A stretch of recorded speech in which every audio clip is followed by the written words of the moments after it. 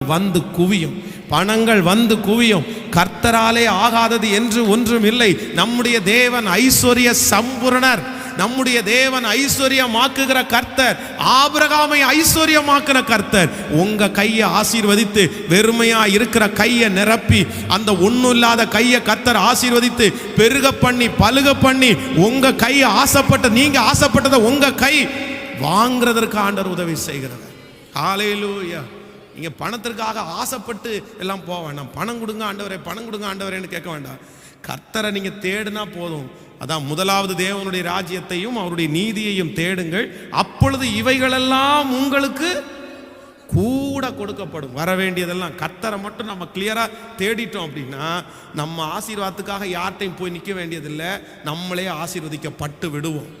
ஆமேன் சொல்லுங்கள். அது கர்த்தருக்கு லேசான காரியம். எத்தனையோ பரிசுத்தவான்கள்